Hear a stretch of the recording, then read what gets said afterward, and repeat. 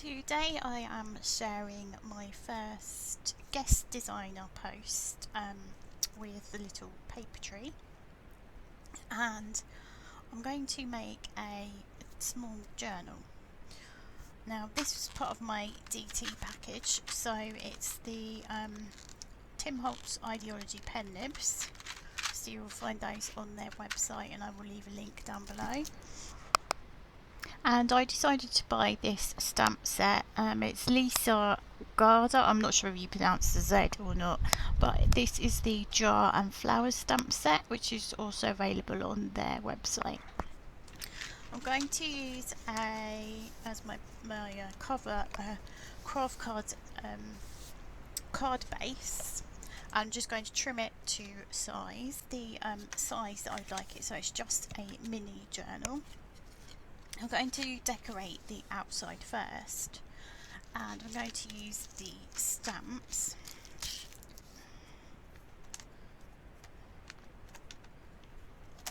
I'm going to use jet black archival ink.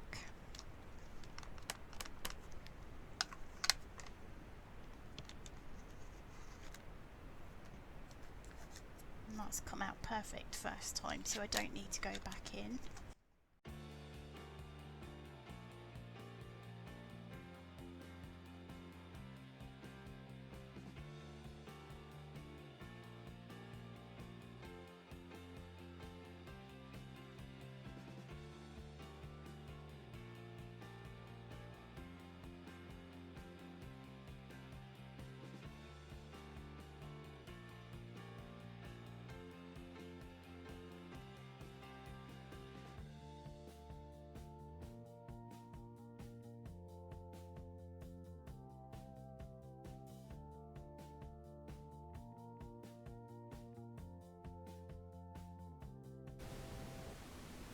That's my cover all stamped out, and now I'm going to colour it in with some pencils.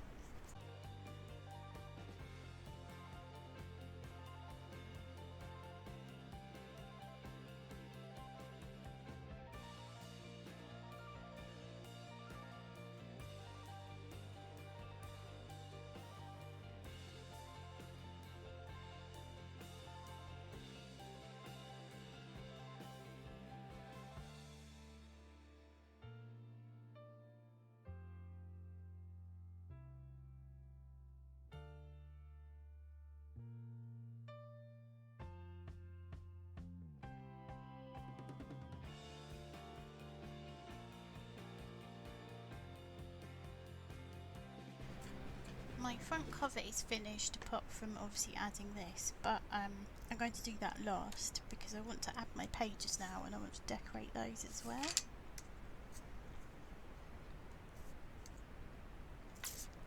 I've cut my pages and scored them so I can fold them over.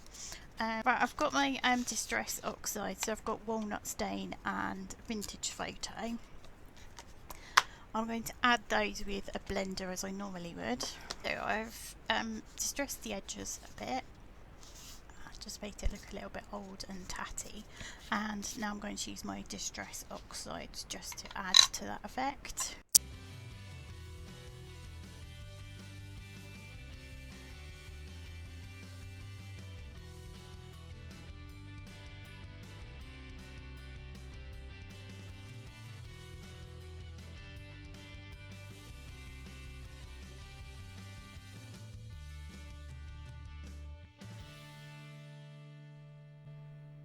Much happier with how that looks. It doesn't look so clean and new now. You can see the colour of the original craft card there.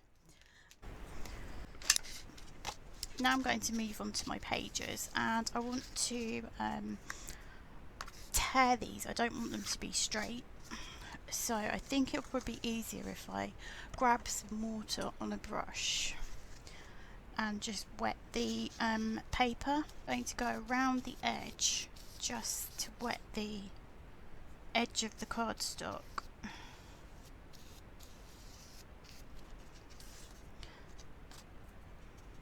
I think I'll do both edges first.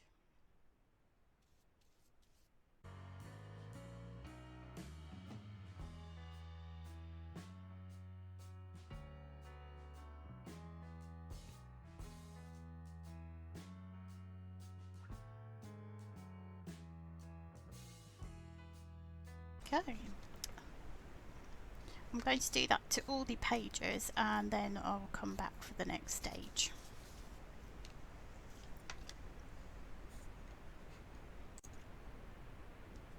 Now my pages are ready, I'm going to distress them some more with the Distress Oxide. So first of all I'm going to use the Vintage Photo. I'm just going to take a bit on the blender and just blend it around the edges of my pages.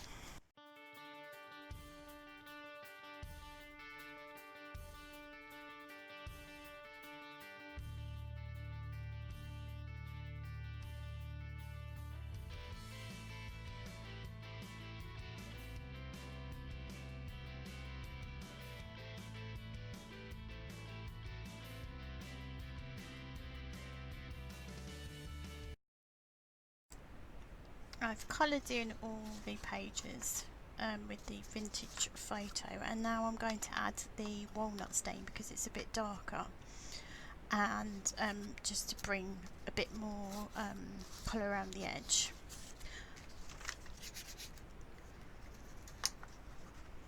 I will leave that one to dry and do the rest of them, and then I'll come back for the next stage. My pages are done and I'm quite pleased with how they've turned out. I'm not sure if I could have tea dyed them at all, but yeah, it's something I might have a go at a future date. And my cover is ready, and next onto my pages, which I'm going to decorate and add some bits and pieces to, I'm going to use the same stamps and archival ink, and then I'm going to colour them in using the Kuretake Real Brush pens.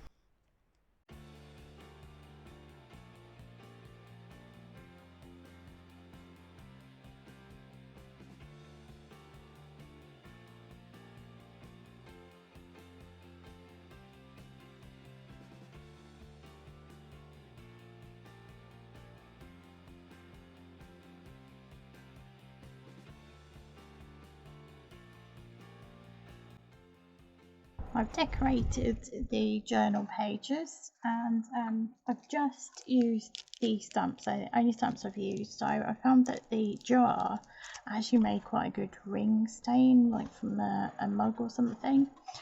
So I just thought that added to the look overall. I've done both sides of all of the pages. I've added a bit of the Kuretake colour to some of the edges as well to just change the tone of that. So those are done, and the colours that I've used are mustard, olive green, ochre and marine green. And now I'm going to make the holes so I can stitch up the journal, and I'm using my We Are Memory Keepers. I don't even know what this is actually called, but I suppose it's a binding kit. But I got this from Laura, Mrs. Stationery and stuff. She had a D stash, so I got this. Yeah, so I'm going to just make the holes through the cover and all of my pages and stitch it together.